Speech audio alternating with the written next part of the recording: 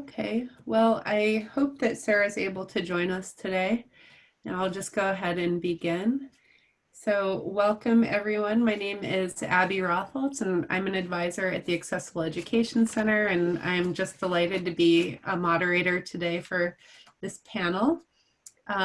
Zoom session 4, room 4 of the University of Oregon's Undergraduate Research Symposium for 2020. Cultural considerations, the other, is the topic of this panel, or this session. And so I'm going to be moderating as well as Christina Turchetto, and we're pleased to be here with you today to celebrate the academic research and the achievements of our undergraduate students who are here today. And we thank you for joining us. Thank you too for your grace. If there are any technical challenges or glitches, it seems to be a little bit par for the course right now, so we'll just work through it. And just before we begin, I want to establish some general community standards. So we're all here to honor the work of these students, and we encourage you to all be respectful of each other and of fellow participants. All non-presenter guests, thank you for joining, and please be sure that you're muted. I'm not sure what our settings are on right now. You should be muted, but if you could just double check to be sure that your video is off and you're muted.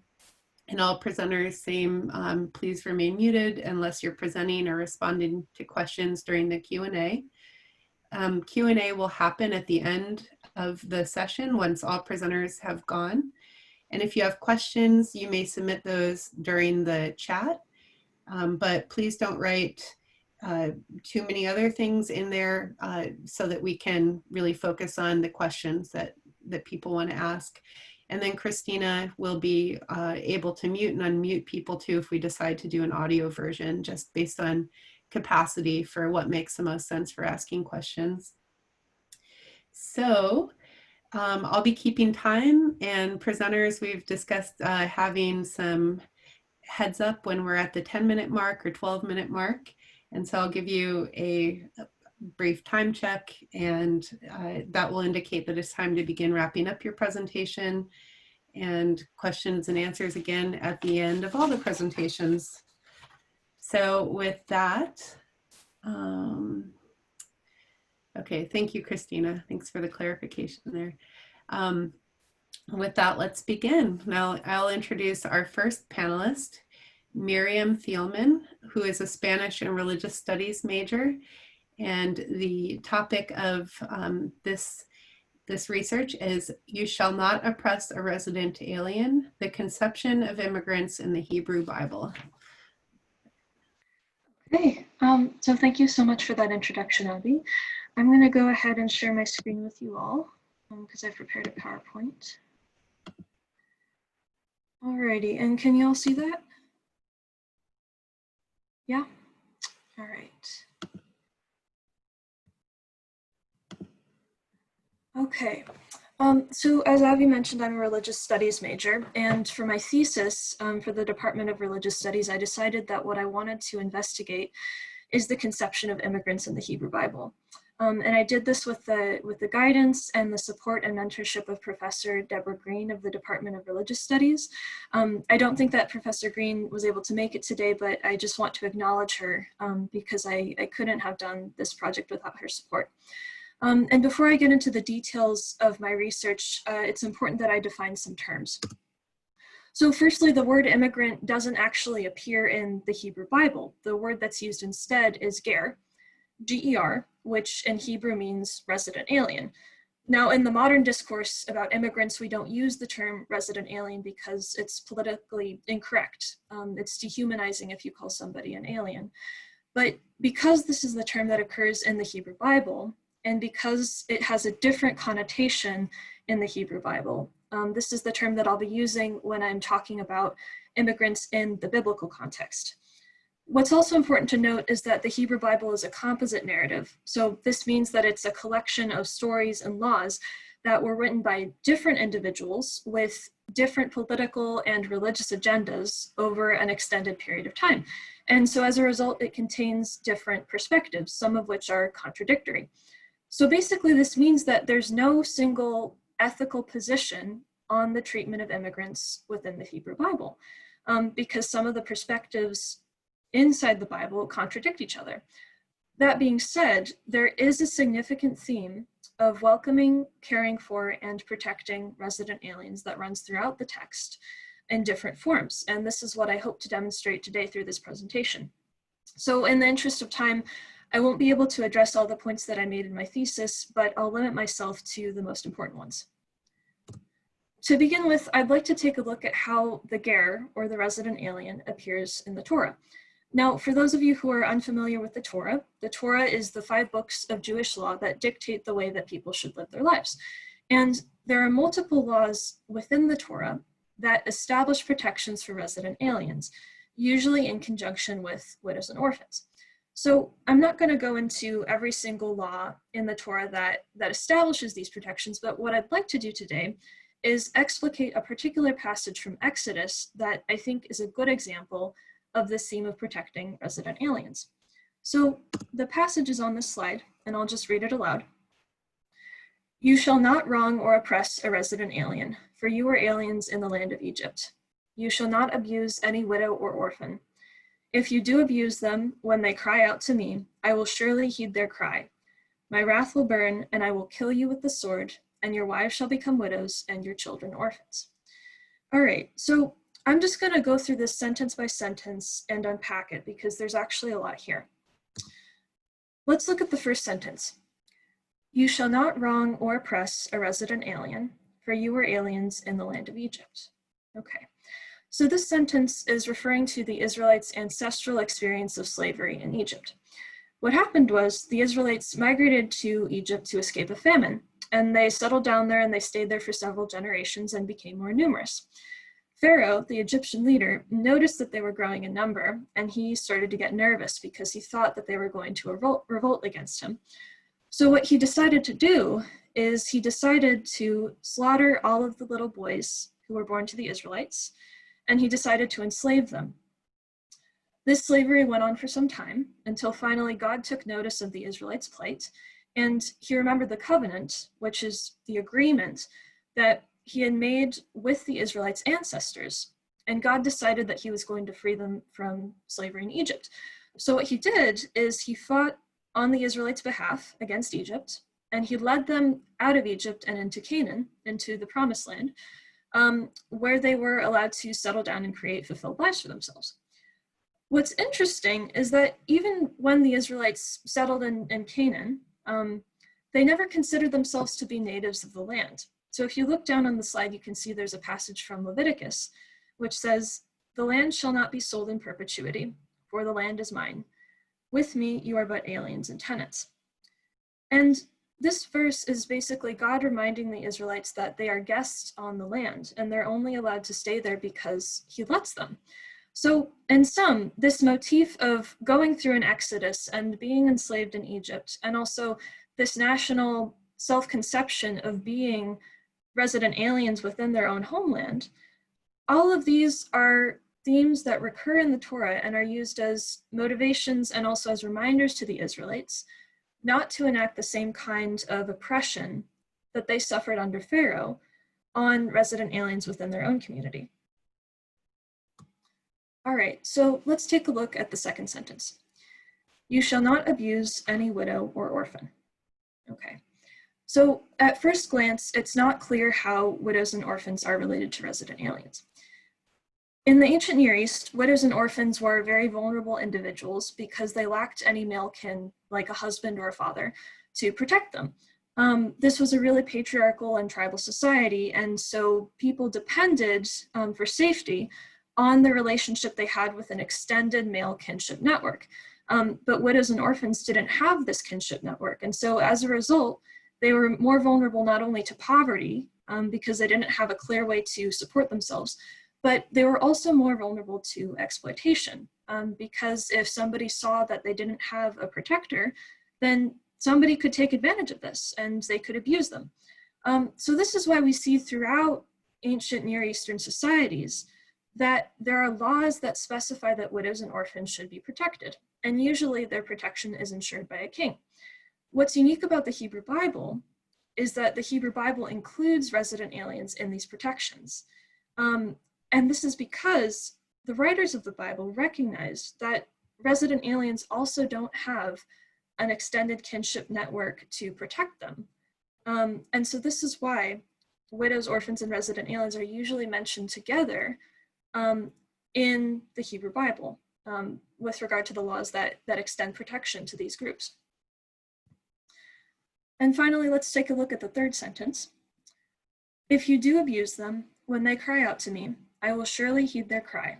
My wrath will burn, and I will kill you with the sword, and your wives shall become widows, and your children orphans. Okay, so this is really intense. Basically, what God is saying is he's reminding the Israelites that he doesn't favor the powerful. He doesn't favor the kings and the administrators and the priests of the society. Rather, he listens to the poor. And his will is to take care of the vulnerable members of the society. To exploit a widow, an orphan, or a resident alien is not only to go against God's will, but it is to break the divine law and to incur divine wrath and a punishment. So essentially, you don't want to exploit any of these vulnerable groups because bad things will happen to you. So I'd like to conclude this particular section by emphasizing that this passage in Exodus is not an outlier. This idea of protecting the vulnerable members of society is actually reiterated throughout the Torah, as you can see from some of the passages that I have included at the bottom of the slide. But it's also important to note that the idea of protecting the vulnerable is not just in the Torah, it's actually re-articulated by the prophets in the prophetic literature of the Bible. So the prophets were voices of conscience who criticized the existing order of Israelite society, and they condemned idolatry, which is the worship of gods apart from Yahweh, the Israelite God, and they also condemned the exploitation of the poor, and they called for social justice. The oracles that I chose to focus on for my research were usually written in the context of the Babylonian exile. In brief, the Babylonian exile occurred in the 6th century BCE. And what happened was, in 586 BCE, the Babylonian army came to Judah. It destroyed Jerusalem, it deported the majority of the populace, and it left only the very poorest members of the society in the land to farm it. So this was a huge trauma in the history of Israel. And a lot of people really struggled to understand why this had happened. The way that the prophets understood this was that the exile was a form of divine punishment, not only because the Israelites had committed idolatry, which is the worship of other gods, but also because they had mistreated the poor and the most vulnerable members of their society. So this is the way that the prophets conceived of the exile. Now, unfortunately, I don't have time to go into all of the passages in the prophetic literature that re-articulate this idea found in the Torah of the importance of taking care of the vulnerable members of society. But what I would like to highlight are these verses on the screen. So essentially, the text highlighted in blue, excuse me for a moment, the text highlighted in blue are references to resident aliens, orphans, widows, and the poor. And all of these passages are either reminding the Israelites that in order to follow the divine law, they are obligated to take care of these groups, or these passages are condemning the Israelites for not doing that. The last thing I'd like to highlight with regard to the prophetic literature is that, especially in a post-exilic context, there's this idea that foreigners can become incorporated into the Jewish community.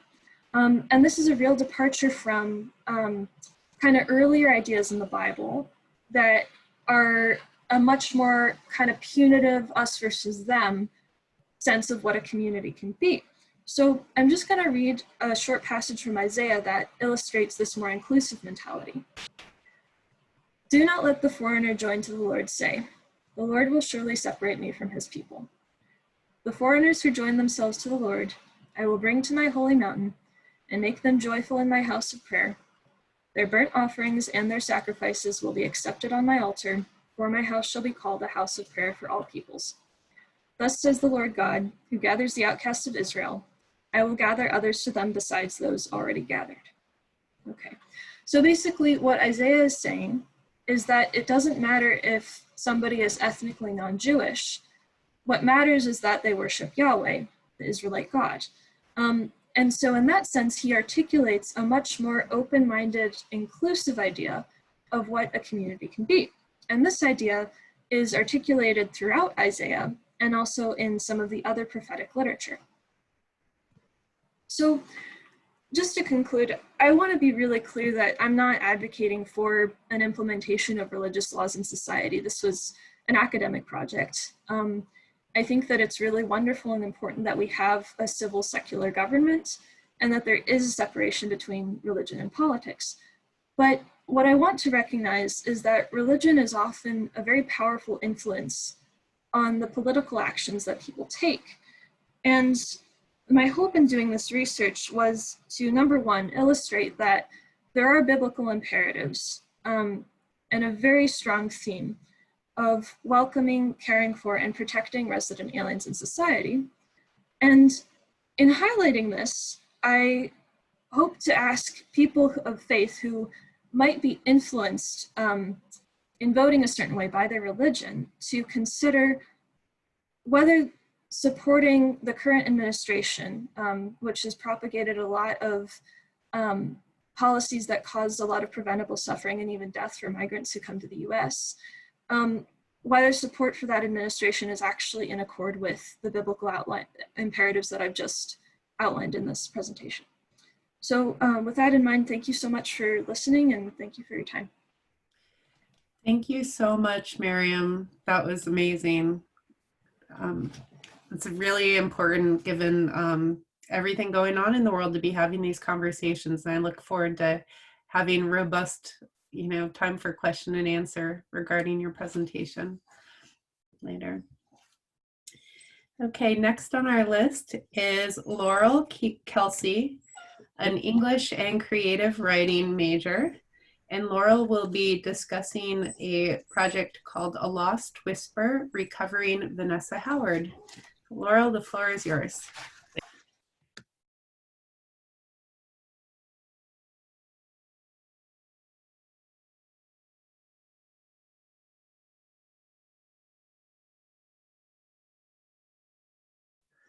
Laurel, I believe you're still muted. Oh, I am. Hello, can you hear me now? Okay, sorry. Yeah, it's my first time doing this, so I guess it's everyone's first time doing this. I'm not entirely sure how well this will go, but it's a fun project that I wanted to share with everyone here. So,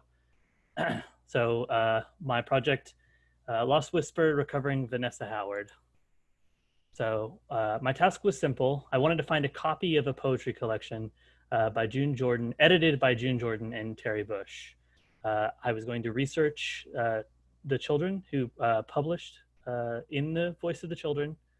And I had heard that the children who worked on the collection specifically were from the inner city of Brooklyn. So I was under the assumption that they were kids who, especially with the title of the collection being The Voice of the Children, they were kids who had been marginalized or their voices had been underrepresented in the greater part of society. But what I wasn't aware before I began the project was that their publication was actually sort of spawned from a poetry workshop that was led by June Jordan and Terry Bush. The initial project was to recover a lost piece of poetry or some lost poet. I ended up finding the book Screaming Whisper in the Night Library, and that was the first name in the collection that I found, in the Voice of the Children collection that I found, that I immediately found a book for. I actually was wandering through the bookshelves trying to find other books, and I found it immediately, and I just picked it up and I was like, oh hey, this is that person. So yeah, it was kind of fate almost, in a way, that I found Vanessa Howard's work. But I wanted to learn more about her, and I did. Specifically, I was curious what her history, her work ended up becoming after her work as a child with June Jordan and Terry Bush. I didn't turn up a lot searching on my own, but I ended up getting to bring my my research to a research librarian. Her name is Elizabeth Peterson. She's really nice. She's very fun, very helpful. We ended up finding a lot more than I ever could have known how to look for. She showed me the tricks of the trade, so to speak. I wasn't aware of how to do all these fun little research tricks, looking in books and cross-referencing other books with big catalogs. It was very fun. I would encourage other people to pick up some kind of research project if you ever get the chance. It's a lot of fun. I guess that's why we're all here. I don't know. I'd never done anything like this though, so that's why I wanted to share this story.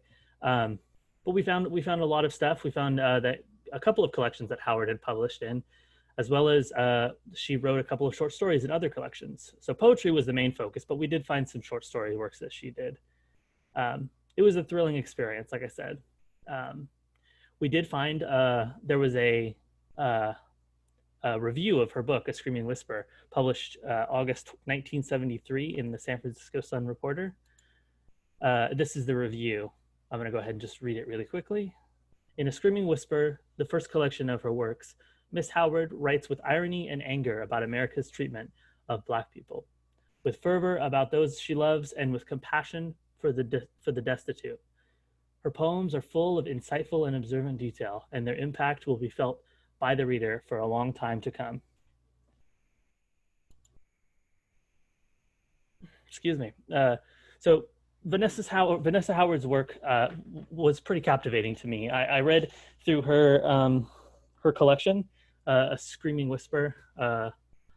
It was pretty captivating, and I'm going to go ahead and share some here soon. I'm going to read two of them to you. So hopefully, you can experience her work and maybe share with other people or do your own research and find more people who you enjoy reading. So this is the first one from A Screaming Whisper that I'm going to share. It was untitled.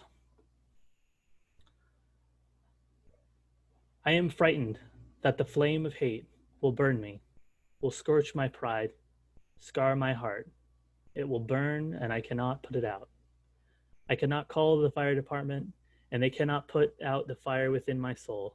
I am frightened that the flame of hate will burn me. If it does, I will die. So it's also interesting to point out that she wrote these poems, some of these poems from this Screaming Whisper collection, she worked on when she was around 15, 16 years old. I think she was around 14 when she worked in the workshop with June Jordan and Terry Bush. So a very amazing experience, a wonderful opportunity to get the ability to understand poetry and gain a knowledge. So this is the second one I'm going to read today. Victims of Slavery. Chained to iron, I am not free. As for the cotton, it's all I can see. Chained by society, cotton to hate, and do's and don'ts. Black and beautiful, yet who is it that said to me, the most beautiful things in life are free? So there's some really interesting and resonating themes. And when I read her collection, A Screaming Whisper, one of the things that really stood out to me was how nothing has really changed.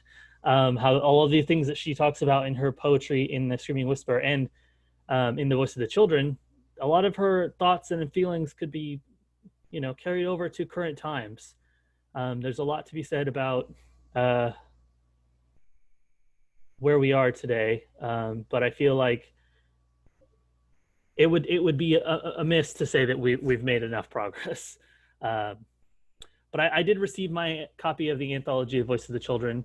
It was badly damaged, unfortunately. There were a lot of interesting poems. Vanessa Howard ended up being something of the prodigy of the collection. So I felt that was pretty fitting because her work was really great.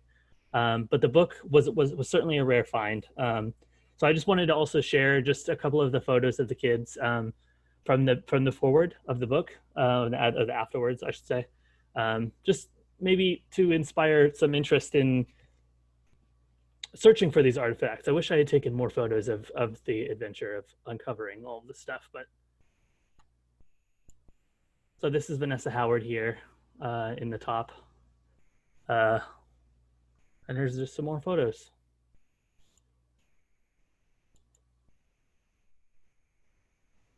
So yeah, I guess I'm done. I guess that's all I have for now. I realize it's probably pretty short. Well, wonderful. Thank you, Laurel. That's actually very helpful for the Q&A time that's coming up. If anyone does want to end early, it's no pressure to go all the way till the end of the 10 minutes. So thank you so much for sharing your experience, especially working with our research librarians. I know that that's often an underutilized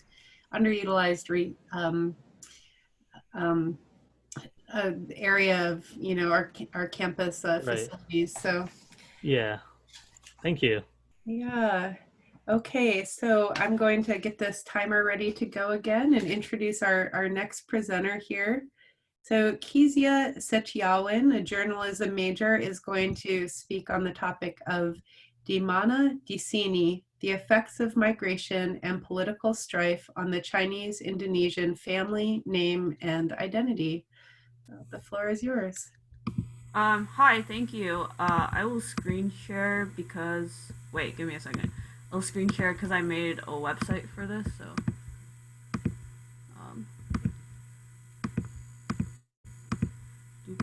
Share screen.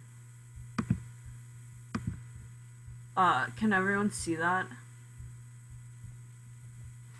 Yes, okay. Cool, so Dimana Disini is a direct translation of Bahasa Indonesia. It means where are we? We are here.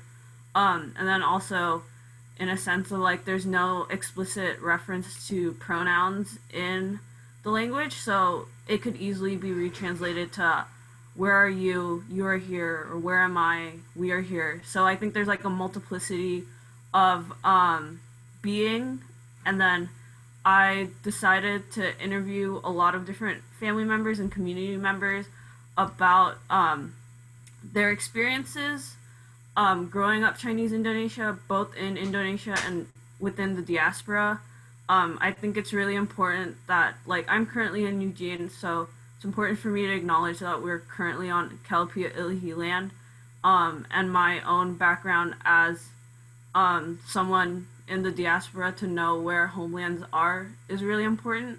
So the front page image here, this is my great aunt, Lim Wat Hua, who in 1965 was asked to change her name to Rana Setyawan in attempts to assimilate due to Indonesian nationalism. And I think it was also just like a great opportunity for me to be able to have conversations with folks that I've always known all my life, but be able to ask more critical or in-depth questions that will allow for folks in their families and my family to both reflect upon what's happened and then be able to pass this information down to future generations. Can everyone see that the slide has changed, or no? Yes, okay, cool. So as for the glossary, it's just like various different terms that I'll reference to a lot. So like oma, opa, that's like grandfather, grandmother. It's also like a fun thing to know is that like because of 300 years of Dutch colonization, there's a lot of different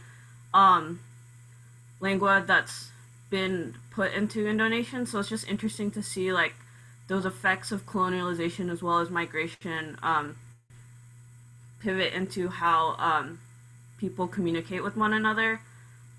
And then my focus will be on the Peranakan, which are creolized Chinese people communities in Southeast Asia. Oftentimes they've been in Southeast Asia for 5 or more generations, meaning that they feel more closely to the places that they've immigrated to, and most folks will then refer to those adopted places as their homelands. And then, so here we have simply a timeline of how Chinese, I guess like the most tangible thing to look at this is like how last names change very specifically due to political policy and migration. So here we have 3 different family groups, Cheong, Ong, and Ang. And you can see here how, except for Ang, most of them have stayed pretty similar until 1966, which is where policies were put in place into assimilation, where it's either you change your family's name or you are discriminated in the workplace or you're barred from being involved in public life. So most of the time, families chose to change their names into something that's like Chinese Indonesian-y. So for example, last names like Tung become Tunggara, or Tan becomes Tanoto. But for my family in particular, I've asked this to them too, and they were like, no, I don't know what our last name means. We just picked something that like worked out. But like with Ang into Ariatman, there's also Sanskrit influences. So to pick a name that means something good to the family carries a lot of weight. So folks will then choose something that they feel is like reflective of like what they would want to pass on to their children and grandchildren. And then the other aspect of this project was I felt it was really critical to get audio interviews of folks I've interviewed, as well as taking their portrait as well. So the one that I guess would tie best into that timeline is my great uncle by marriage, and we can play a little snippet of it here. This one's also in Indonesian, but they're all with text transcriptions. Itu artinya 1 juta emas yang lagi tenggelam dalam laut, ya. Nah, setelah ganti nama menjadi Indonesia, saya bikin nama Sujata Suwarna. Sujata tuh dari asal mulanya burung Garuda yang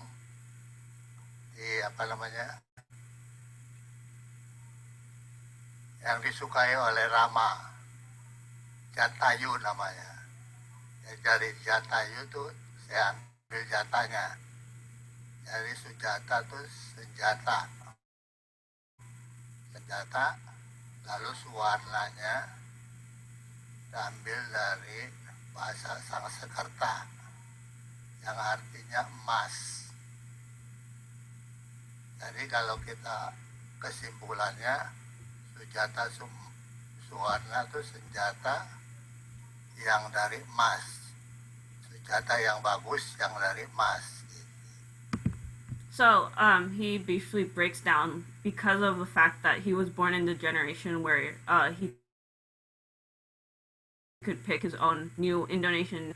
He put in a lot of depth and effort into these meetings. But like what's also interesting is how fast these this knowledge doesn't get passed down. So for example, like I asked his daughter in another interview, I was like, hey, like do you know what Sawarna means?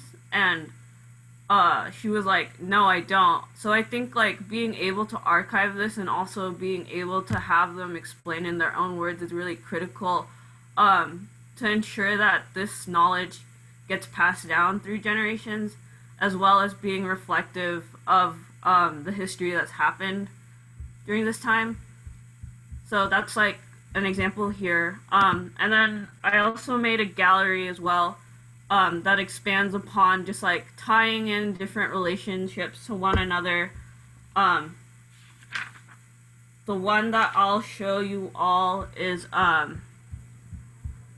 here, which is my great aunt Sandra, as well as my great uncle Opa David. And then back again, when we reference, I feel like it's bad because I want to put so many screens up, but back when we had the last name Ang, Opa David was the one that chose the last name for Adiatman, and I think that's like really interesting just to sit and think of and contemplate upon like what is this to redefine your family for the future. And then I guess like we'll just slowly scroll down through these images. This website as well will be available later, so folks can like peruse in their own time. But yeah, I think it's like just really nice to have this archive as well, to hold on and reflect back, but also for the future. And then finally, I'd really like to thank my sister Kayla and Eka Wijanti for helping me out a lot. This project is as much as it for them as it is for me. They're a lot more patient as well in terms of like translation and listening to interviews and everything else. Thank you. Thank you. That was incredible. Your photos are so beautiful. Thank you for sharing that. Look forward to question and answer session for you as well. There's so many things I'm sure we'll all want to talk about. Okay, so moving along, next we're going to go to Sarah Pishioneri, political science major, who's going to speak about the topic of meeting needs and reclaiming communal autonomy, post-conflict community organizing in rural Colombia. So welcome, Sarah, and the floor is yours. Hey, everybody, can you hear me okay? All right, so I have 2 children at home. If there's an interruption, I apologize. I did the best I could. So let me try and share my screen. Sorry, I'm having a earbud malfunction.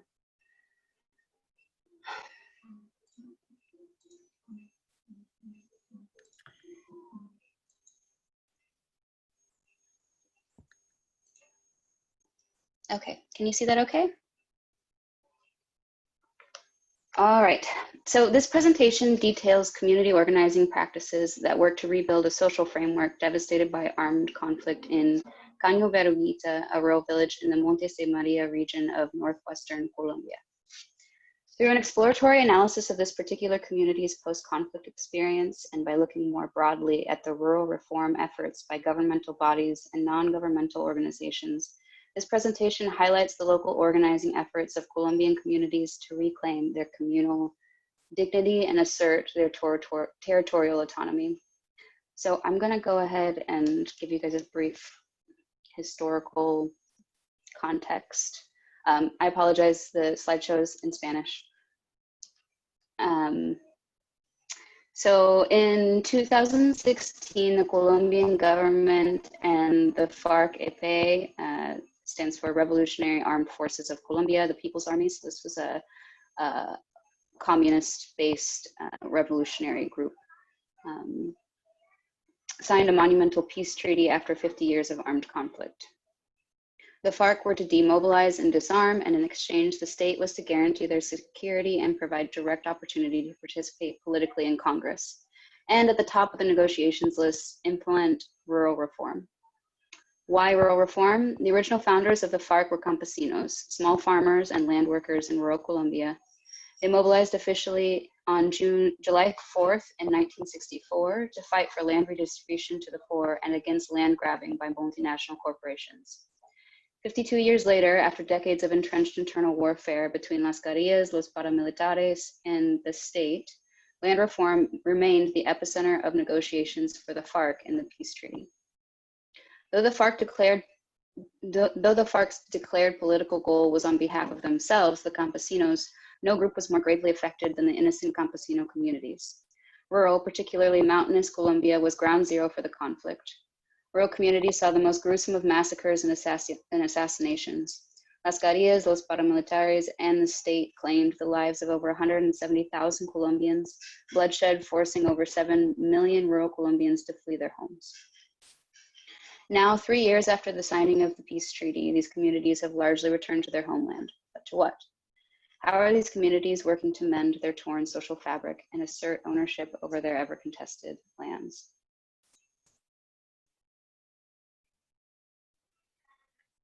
I wanted to briefly go over my research questions and methodology as well.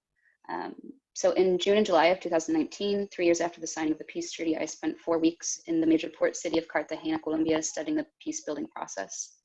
Our discussions focused on rural regions where the conflict wasn't a political debate, as was often the case in urban Colombia, but a direct threat to life for millions of people. I wanted to know firsthand what rural reform looks like in rural communities themselves. Specifically, how are rural communities organizing themselves to reclaim their territories now that the FARC were no longer holding that space? Is this organizing process working? Who are the active players involved in rebuilding this devastated land, and what roles have they filled? What matters most to communities through this process? Are the means of organizing to meet the end of rural reform in and of itself emboldening and fortifying these communities? What are the difficulties Canning-Verugitans face while trying to organize their communities? Sorry. My methods for answering and developing these questions were threefold. First, 4 weeks of classwork at Universidad Tecnológica de Bolívar, learning under the expertise of the 3 instructors and from the presentations of more than 10 community organizers from conflict regions themselves.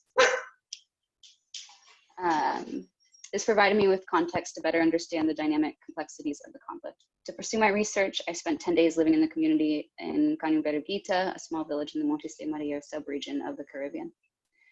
There are roughly 180 families living in Verugita, and around 500 people in total. The small town has 1 main paved road going through it, 4 main stores, and is nestled between river crossings on its north and south end. And it's surrounded by mountain ranges. While a large number of community members live along the main road, many live in distant mountain ranges. The community itself is very well connected through basic community relations due to its geographical isolation and small size and local religious and communal practices. To implement my research, I focused on in-depth observational analysis. What has the state provided? What do NGOs provide? And what is the community building itself, and in partnership with the aforementioned organizations?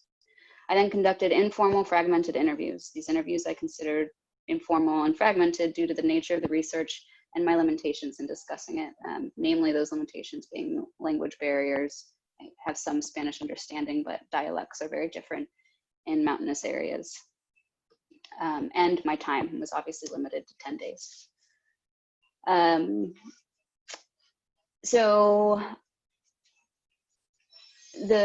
terms of the regional historical context, understanding the historical relationship Canning-Verugitans have with the conflict is paramount, and understanding my research, my subjects, and their motivations. Canning-Verugita experienced solely guerrilla presence from 1985 until 1997. Though the guerrillas regularly entered community gatherings, like church, to assert their authority, basically saying, hey, we're here in these mountains fighting for you, don't forget. And the people of Verugita were highly weary of this presence, but the guerrillas killed no one until paramilitaries from the group Héroes de las Montes de Maria entered the region in 1997. At that point, the lives of everyone in the community were at the hands of armed militants on both sides. Paramilitaries regularly assassinated those they thought were helping the guerrillas, first marking the house with red paint and then burning it to the ground. On February 18th, 2000 in Macayepo, where the Canning-Verugitans now send their kids to school, was the infamous El Salado massacre, where 15 civilians were killed one by one with sledgehammers. On the opposite side of town in La Esperanza on January 17th, 2001, paramilitaries stole the lives of 31 civilians in the Chengu massacre. In total, paramilitaries committed 5 massacres in and around Verugita during this time. However, paramilitaries were not the only culprits. My host dad, Jair Romero Pastana, lost his father at the hands of Las FARC, the guerrillas. Their family property became the main corridor for the paramilitaries to enter the mountains where the guerrillas had refuge.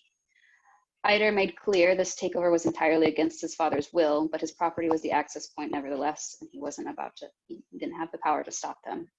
So despite his powerlessness in what was being carried out on his land, when the guerrillas found the opportune moment, they surrounded the family as they sat in a circle talking, as they did every evening, and demanded to know the owner of the property. When Haider's father spoke up, they shot him in front of his family. So this atmosphere obviously caused mass displacement of Berugita and Makayepo between 2000 and 2003. While a number of men stayed behind, most Canyo Berugitans fled to the nearest main city, Sincelejo, where around 65 of them worked together, maintaining a sense of community on the sustainable farm of a nonprofit organization called Sembrando Paz. So my results and investigations as follows come with sensitivity to the recent history expressed by the people in this area. Thus, I've largely removed personal critiques to the social systems of dependency they've subsequently put in place. My intention is here to detail how the community is organized, what benefits they derive from this organizational process, and the risks leaders face by doing this work.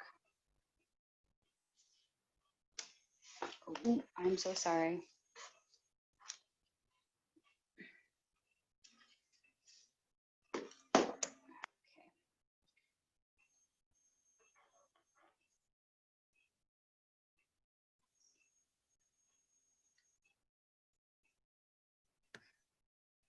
Sorry, I'm gonna have to skip this slide.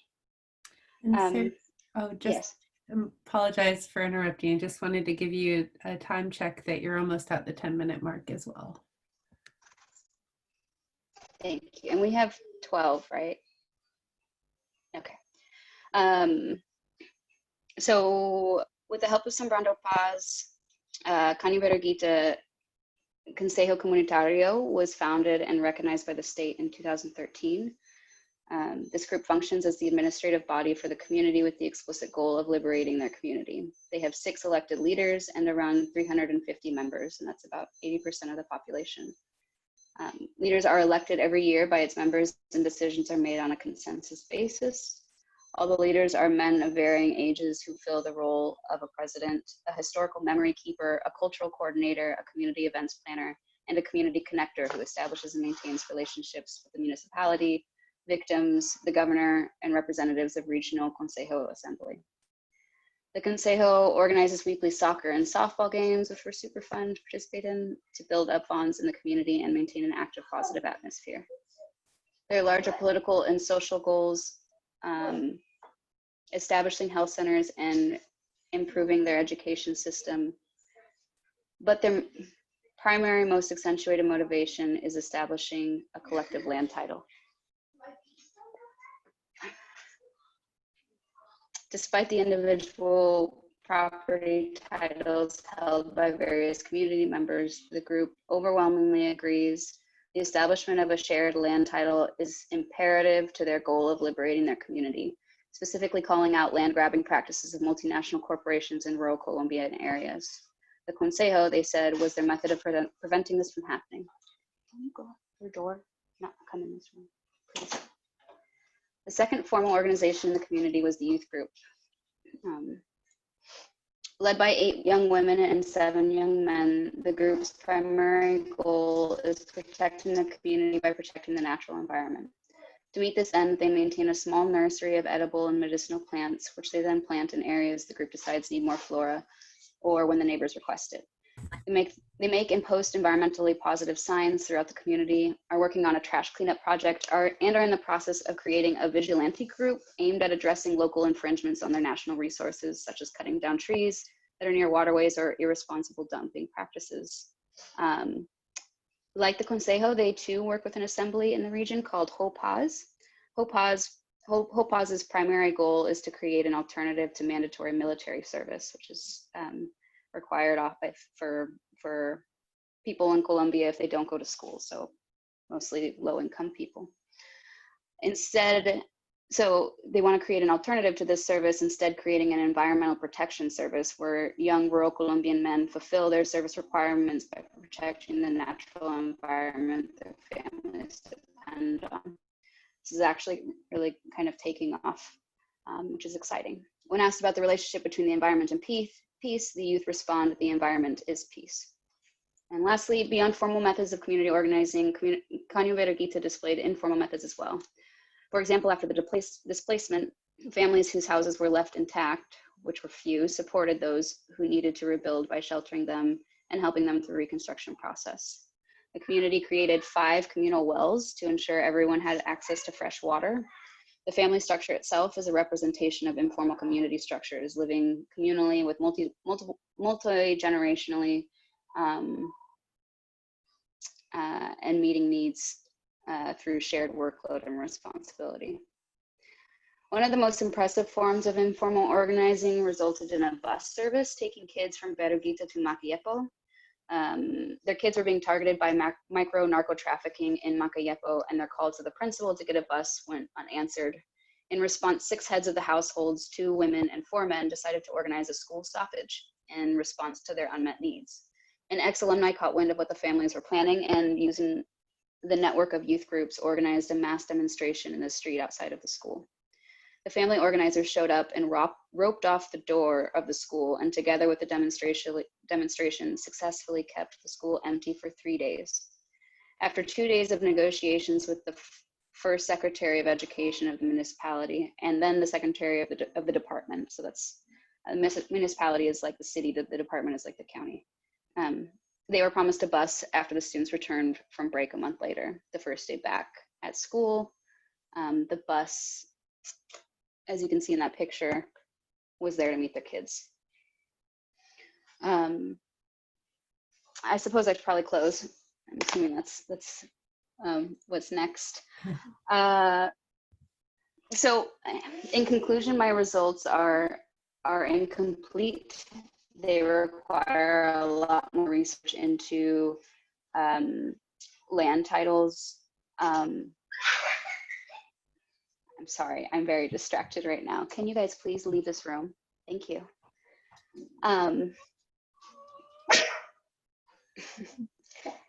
Yeah, You're doing great. it was really amazing.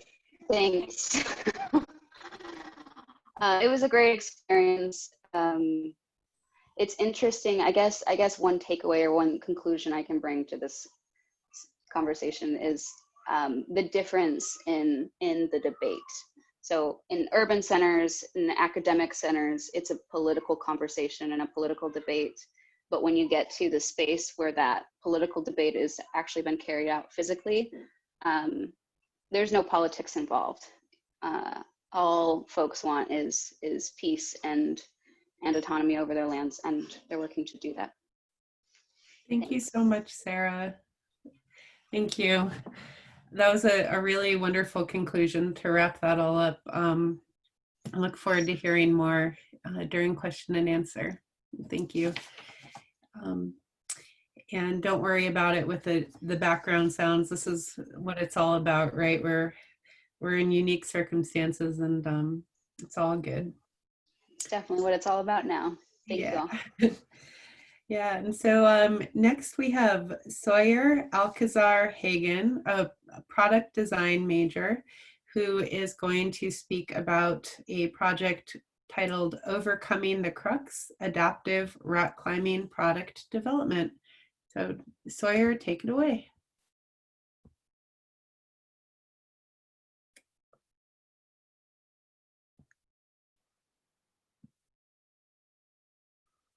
Oh.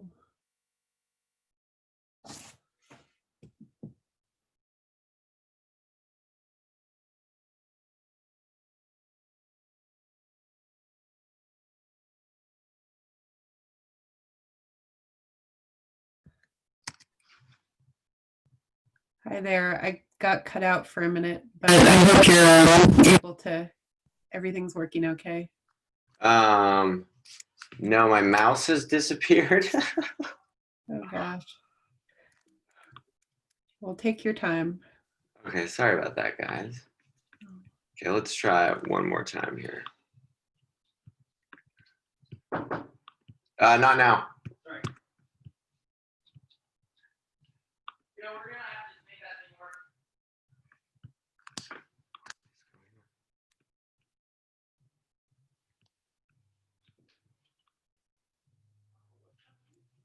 Okay.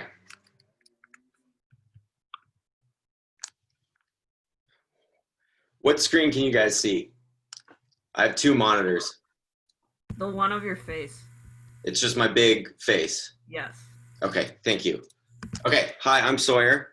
I am a rock climber, and I am a product design student, as was mentioned earlier. And last term, I was able to kind of mix my passion for rock climbing and design school into one project, adaptive climbing product development.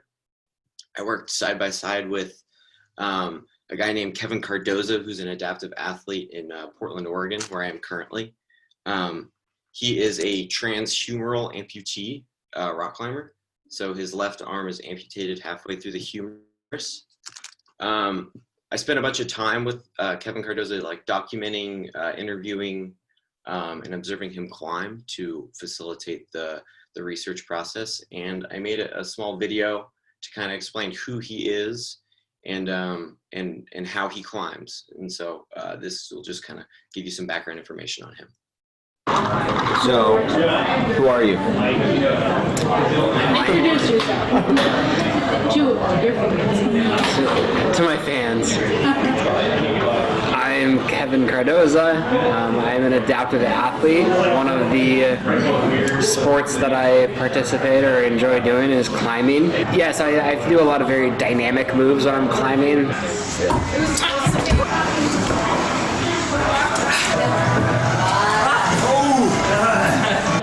It's a challenge. Doing those really cool dyno moves and like making it is super fun. It feels really good to like accomplish something like that. That white one? Yeah, that one. Yeah, do it. Nice. Oh my god. And how long have you been climbing for? Pretty frequently since last year. I like being active because it feels good. Like honestly, like it just, we're designed to move, and I feel better just day to day if I am more active. I'm also mentally just more like stable the more activity I do too. Woo! I got it.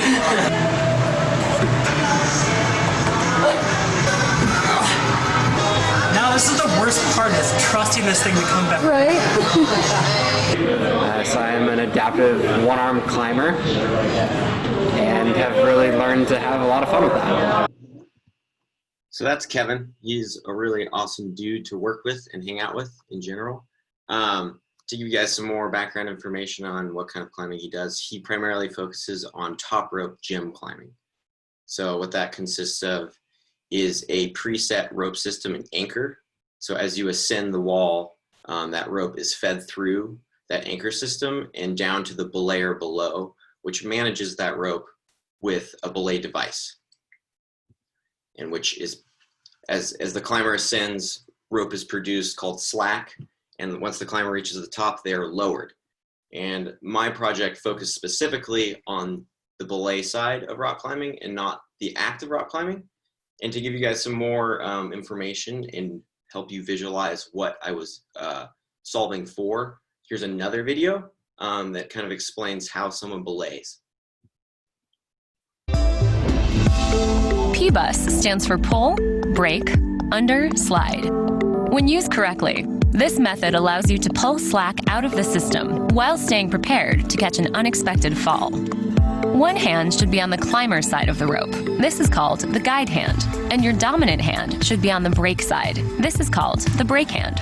The most important thing to remember is always keep your break hand on the rope. No matter what, your break hand should never leave the rope. Seriously, never. Okay, as your partner climbs and creates slack in the rope, pull the slack down with your guide hand and through the belay device with your break hand. Then bring the rope in your break hand straight down into the break position. Use your guide hand to grip the rope under your break hand, then slide your break hand back up the rope.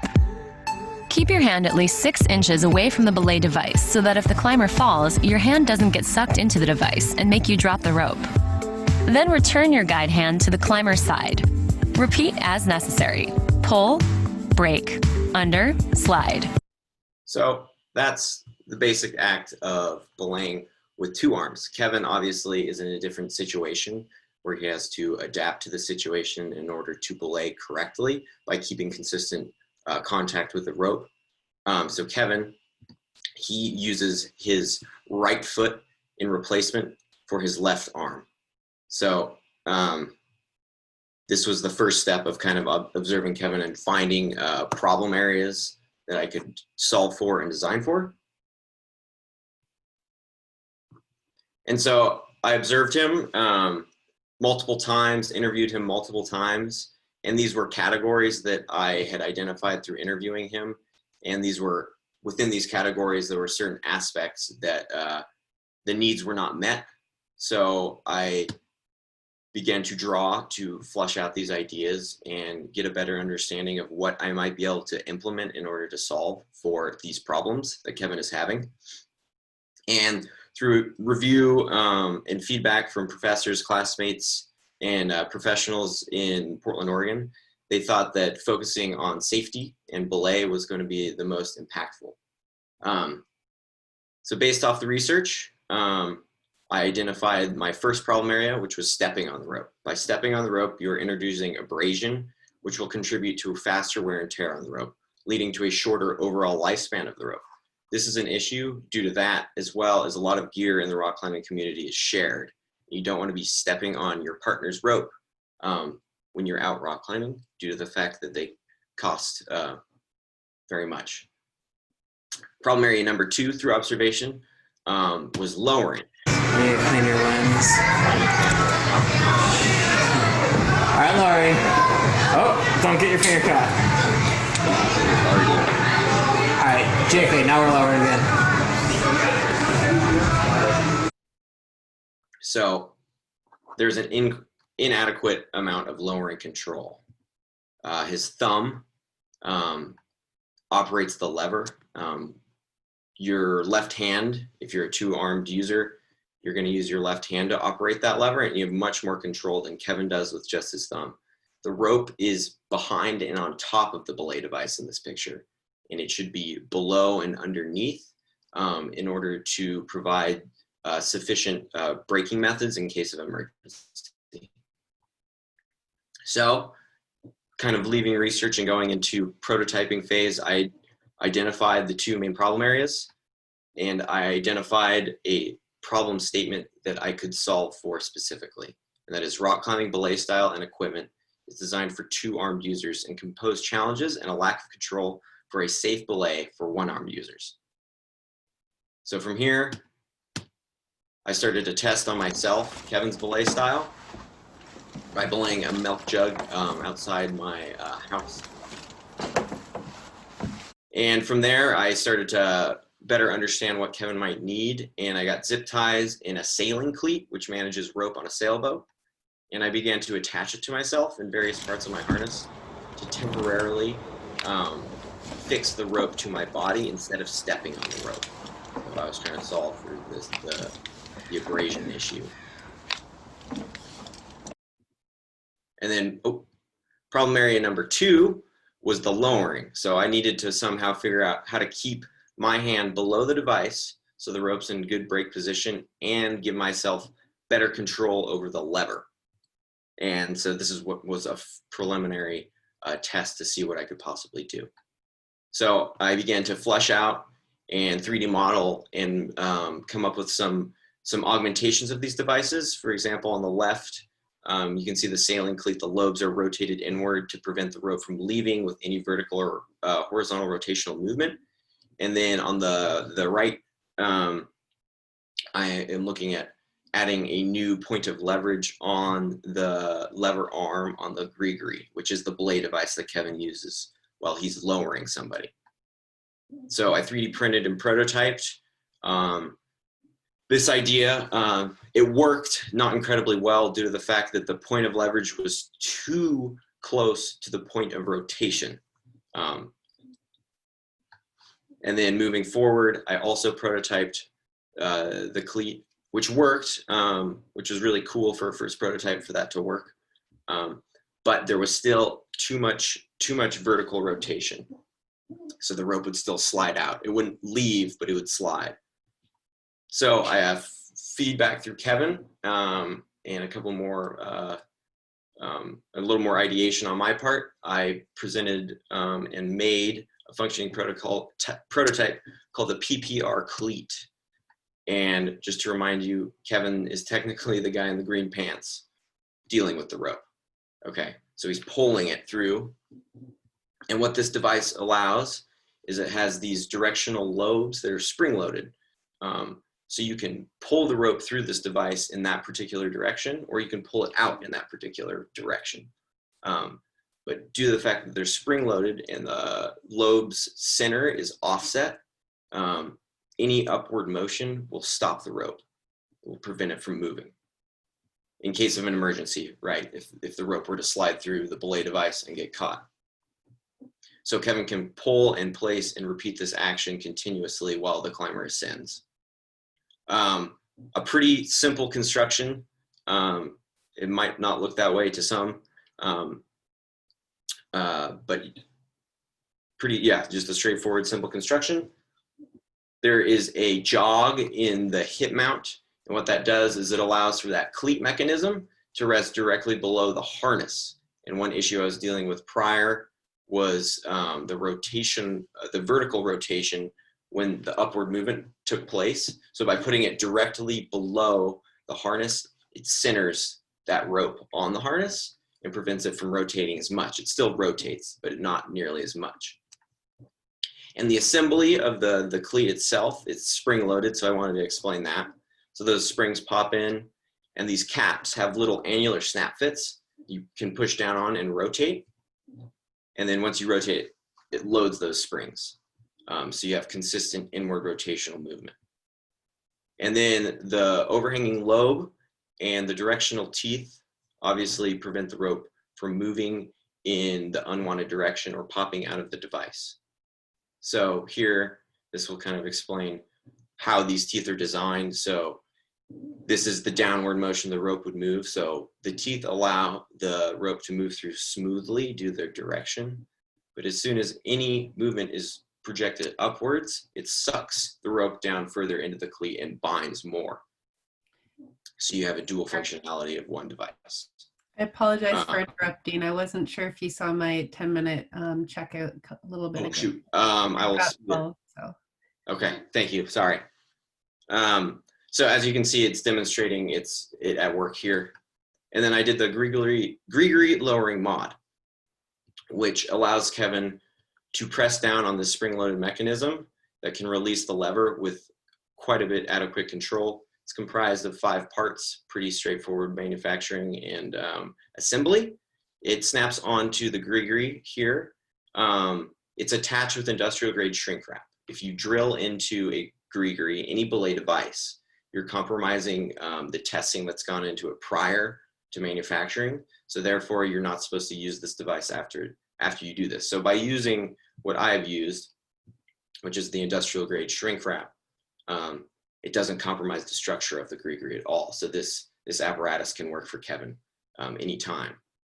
So basically, he pulls down, releases the camming mechanism, and the rope is released and can be fed through, and he can safely and with control lower his belay partner. So thanks, Kevin, and thank you guys.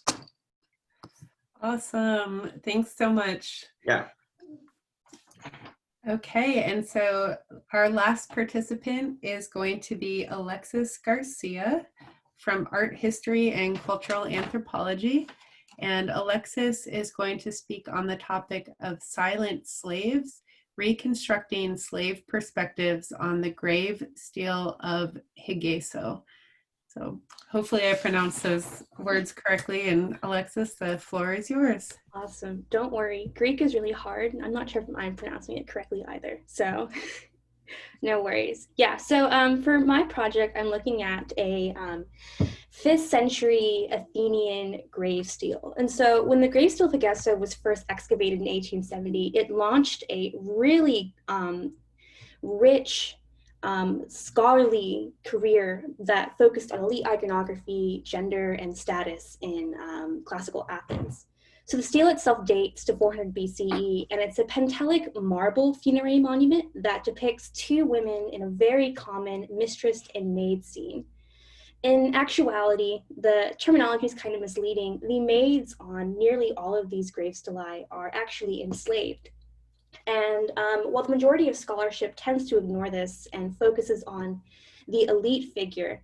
The aim of my research was to kind of re-examine this particular monument and explore the slave attendants' purpose beyond simply functioning as a visual contrast between the enslaved and the free, but also as an idealized concept of the ideal slave for both slave masters and slave viewers. So before I get to like the real meat of my research, I want to kind of visually break down the stele for you guys. So the main iconographic elements of a Greek slave during this period are short hair, short stature, foreign features, and performing an act of service or labor. And we can see all of these elements in this particular stele. So first off, her hair is short. It's cropped and covered by a sakos, which is very traditional slave headdress. She's also incredibly short. If you look here, if her master were to stand up, she would be dwarfed by her in height. And that's actually a really popular trend in these steles. For a long time, these made slave figures were mistaken as children because they are so short in comparison to their masters. In regards to foreign features, this can vary very wildly depending on where you are in Greece, but the most popular conceptions of foreign features in classical Athens were having tattoos or red hair. The strongest support for Hegeso's slave being foreign-born is actually her garment, however. She's wearing a special, very simple type of chiton known as a chiton keradotos. It's associated very frequently with foreign-born slaves. And lastly, and perhaps the most simplest, Hegeso's slave is performing labor. She's holding a jewelry box for her master to pull something out of. And so we consider all of these facts in conjunction. Hegeso's slave is incredibly stereotypical for this period of art. And I really wanted to figure out, why does that particularly matter? So in her research, a classical scholar called the Ruth Leader argues that classical Athenian art rarely seeks to portray individualist portraits of their sitters. Instead, they seek to portray, quote, stereotypes of man, women, and maid in order to construct prescriptive social norms and ideals. So keeping this in mind, in this monument, Hegeso and her slave are not shown as they would have been in life, but they are instead idealized concepts of an elite Athenian wife and the typical Athenian slave. So going off of that, what I really wanted to know was, what does this stereotypical depiction of slavery say about the idealized standard of slavery in Athens? And so to answer this, I looked at classical Attic literary sources, particularly contemporary Athenian comedy and tragedy. So Euripides, Aeschylus, Sophocles, etc. And as slavery was a very integral part of Athenian life, slave characters are very common in these plays. And in particular, there are two main Athenian theater tropes for slave characters known as the good slave and the bad slave. Very simple. The bad slave can be summarized as untrustworthy, disrespectful, disloyal, traitorous. They are physically and morally ugly in character, and they're often punished or mocked as a form of social sanctioning. In comedy, they are the butt of the joke. They're meant to be mocked and laughed at. And on the other side of the spectrum, we have the concept of the quote unquote good slave. Good slaves are loyal and obedient, devoted to the family. They are members of the family, but they're also hyper aware of their status. They never seek to go above their place. And we see literary examples of the good slave as early as Homeric epic, and particularly Homer's Odyssey has two relatively prominent slave characters known as Eumaeus and Eurycleia. Both of these characters are loyal to Odysseus and his household even after he's been away for 20 years, and they both participate and relish even in the punishment of the bad slaves of the household who are justly but very cruelly executed. Good masters are rewarded for their service. Good slaves are rewarded for their service, and bad slaves, and in particular, slave women are punished very harshly for socially transgressing against their master. And this concept of reward is really rooted in this sense of paternalism, where benevolent care is given in return for loyal service. And in exchange with Odysseus, Eumaeus sums up the rewards that a slave can earn in book 15, I believe, which I'm now going to read to you guys. He would have taken care of me and given what kindly owners give to loyal slaves, a house with land and a wife whom many men would want as recompense for years of labor which gods have blessed and made to prosper. I think this line really captures this sense of paternalism embedded in Athenian slavery. And I think this concept lasts long into the 5th century, to which Hegeso's Stele is contemporary with. And so keeping all this in mind, I'm arguing that Hegeso's slave appears to be embodying this good slave trope that's found in Athenian theater. And I think that this depiction is chosen very deliberately. She does not outwardly display any of the ugly characteristics of the bad slave. She's obedient and servile to her master, even in the afterlife, and she's been rewarded for her years of service by being immortalized on this grave stele with her master. And furthermore, this depiction of paternalism and the good slave would have reflected very well on Hegeso's household. It should be remembered that this grave stele would have been commissioned by the head of the household, which would have been Hegeso's husband. And so Hegeso's portrayal as a wealthy, luxurious Athenian woman would have reflected well on her husband's wealth and status. And I think that it's likely that this mindfulness about household reputation was considered with the slave attendant as well. As Kelly Renhaven puts forward in her research, good slaves reflected well upon their household and masters in the same way that, quote, well-behaved children reflect positively on their parents, end quote. And a bad slave would reflect and suggest poor moral character on the master as well. And if Hegeso's slave isn't viewed in this way, her presence on the grave stele would both cement Hegeso and her husband's virtue as upstanding Athenian citizens. However, slave masters were not the only ones who viewed funerary monuments like this one. Slaves also interacted and viewed these monuments. And in this context of the good slave, I think this depiction of Hegeso's attendant would have been intended to function as a role model for other Athenian slaves to emulate, an advertisement for their good qualities and benefits of being a good slave. And this is especially insidious, as the positive traits of the good slave are traits that ultimately benefit the master. Owning slaves is really easy when they are loyal and compliant, and it would greatly benefit Athenian elite to put forward this narrative to their slave populations. But while this may have been the interpretation intended by Athenian elite, I also wanted to discuss an alternate reading for this. Returning back to Athenian theater, I want to try and excavate themes of resistance from slaves. So unlike comedies or tragedies, Athenian drama, which is a distinct different genre, can, quote, give voices to all classes of people, end quote. And they often could portray different views of slavery. A very popular example is actually Trojan Women by Euripides. And I'm actually going to read a quote from another one of Euripides' plays called Alexandros, which is, quote, slaves who love the class of masters provoke a great war with other slaves, end quote.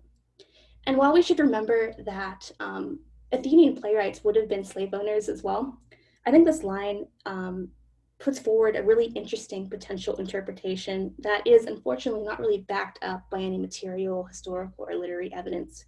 But I think potentially exploring these themes of slave solidarity are really interesting. And it could be that slaves, when viewing the grave stele of Hegeso, could have seen the slave attendant as a sort of class traitor, for lack of a better word, who had turned on other slaves in the house in order to get ahead. So, in summary, Hegeso's slave could have served as a model example of the idealized good slave. Slave viewers could have viewed her as targeted propaganda. It's also possible that she serves no deeper purpose at all, and I have fallen down a deep rabbit hole of art history, but that's the nature of the field. But regardless, I think it's really important for the field of classics and art history to explore slave-based narratives in order to develop more inclusive and complex frameworks about gender and status in classical studies. And I think re-examining existing finds, such as the grave stele of Hegeso, can open up new roads of interpretation for non-elite voices and enrich the study of antiquity. So thank you guys. This is my bibliography if you care to have it. Thank you, Alexis. You're at exactly 10 minutes, which was the time check you had asked for, so perfect. Perfect. Yeah, great work. Great work to everybody. This has been an incredible variety of different topics and so many talented and curious, thoughtful presenters. So I'm unsure of how many people may be viewing, but not listed here as participants.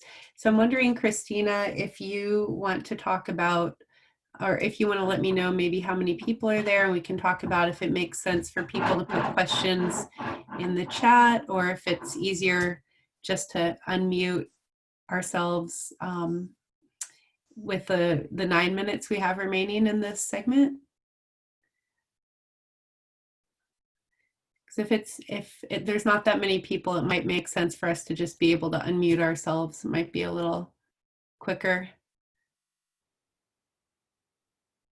Christina, are you there? 3 attendees. Okay. All right. Hi, I'm sorry, I'm here. I'm sorry, I didn't see it. Yeah. Okay, we have 3 attendees, and they're able to type questions in the chat box if they'd like to, as well as if the presenters have questions for each other would be fine too. All right. Well, for the sake of equity, how about we just all use the chat box, and people can say this question's directed for Alexis or Sawyer, whoever, and I'll open it up to questions.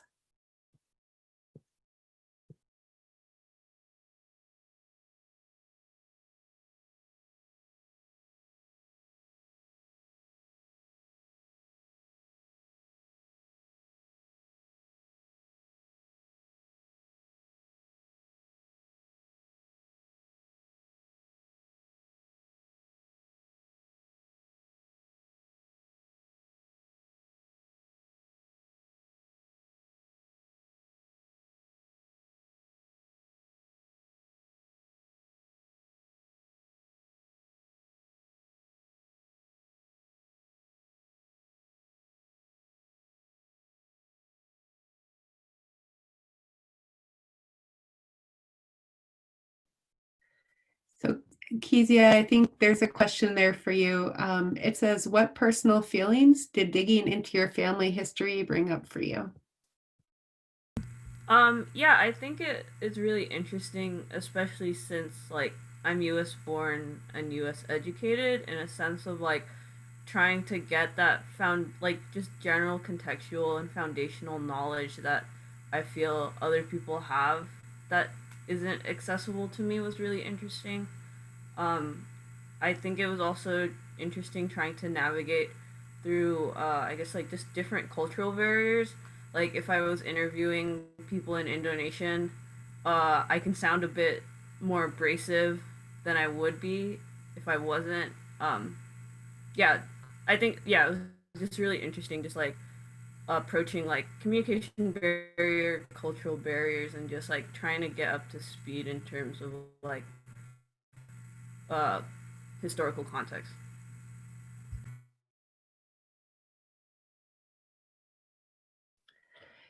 Thank you. The next question's for me, so I'll just leave it for the end if we have time, and I'll skip ahead to a question for Sawyer. Do you foresee, and I apologize for my puppy crying, do you foresee taking the technology you developed for Kevin further in any way? As in, do you think you might see if you could produce it on a larger scale?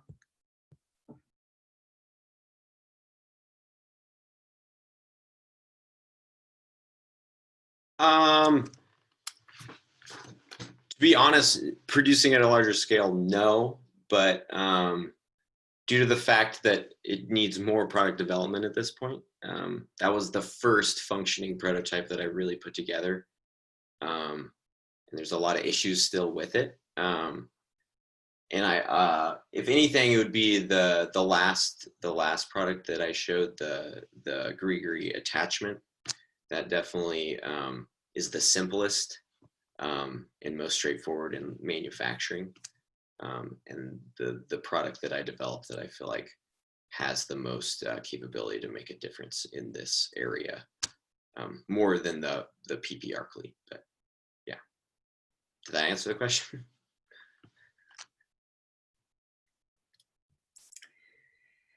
Okay, it looks like my question is next. So Miriam, and I suppose this extends to anybody who's done extensive research into any topic that has some sort of moral component to it. But I'm wondering, I'm curious about your social activism personally, and if this project changed how you engage with the world, or if this was the same type of if the information you presented was more culturally what you had grown up with, or if it was new and if it's changed you in any way. Yeah, so that's, I mean, it's kind of a multifaceted answer, but I'll try to give the condensed version. So I'm not a religious person at all. I didn't grow up religious. My family's really secular. But I went to a Catholic high school, and that's kind of what started my interest in religious studies. And in Catholicism, there's a really strong bent towards social justice. And so I think that's sort of what got ingrained in me the 4 years that I was there. And that's sort of what I carried with me into college. I guess in terms of this issue, in the contemporary sense, I mean, I think a lot of people are disturbed by the treatment of migrants who are coming to the U.S. Just because, I mean, most of us probably read the news, and so we know what's going on at the border. And so that was sort of what I had in the back of my mind when I was doing this project. And I guess the other thing that kind of animated it was that in 2016, when President Trump got elected, I think like 81% of evangelical Christians ended up voting for him.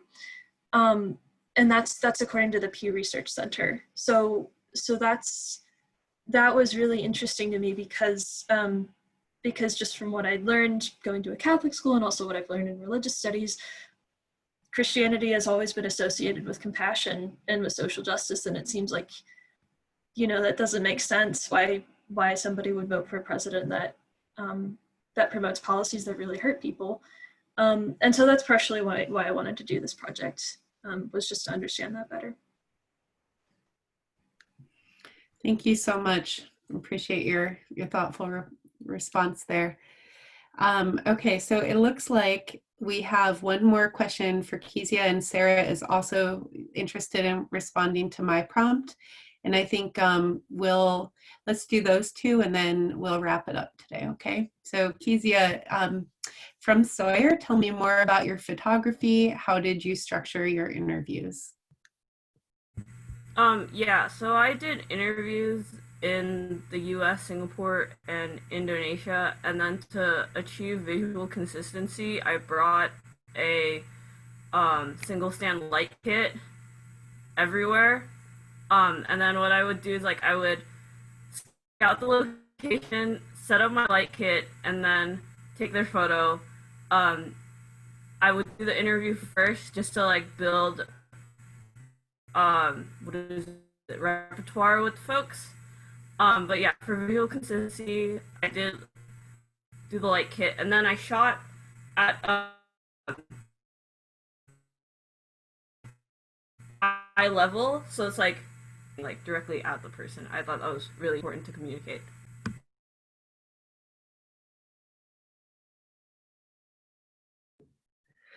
Thank you. I think we can probably all agree that they were absolutely beautiful photographs.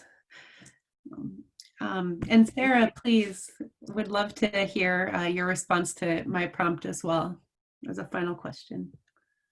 And I did want to just say there's a very, very important conclusion I forgot. I had a kid with a luchador mask, sticking his tongue out at me. That over 450 social leaders have been assassinated by paramilitary groups since the treaty was signed in 2016, many of them leaders of these Consejo Comunitarios. So that was basically the conclusion of my entire project, was that although there's these efforts going forth, the folks who are engaging in that work are putting themselves and their families at serious risk still. And in terms of how this experience changed my social activism, so I came to this, my interest in this conflict is, I'm interested in revolutionary transformative movements. So, and I've always believed in a diversity of tactics, including, if people deem it necessary, bearing arms, using weaponry to defend themselves and their ideological or political beliefs. And after this experience, I really developed this new perspective that, like, as soon as we pick up the arms of our oppressors, we've lost the game, because they will destroy our base every time, which is exactly what happened in Colombia, right? They saw people standing up for themselves and their communities, and they just took out the entire community. So I have changed my perspective entirely in that that part of the diversity of tactics spectrum. I don't view that as a a way towards transformative revolutionary change. Thank you. Thank you so much for that final response. And thank you again to all the presenters for the outstanding work you've done and for taking the time to present. It's been a pleasure and an honor to be a moderator for you. And Christina, I hope I can speak for you as well. The honor of being moderators for you all. And just as a housekeeping note, this will be posted. It's being recorded right now, and we should wrap up so that the next group that wants to use this room will have the space available. So thanks again, everybody. Enjoy the rest of your evening.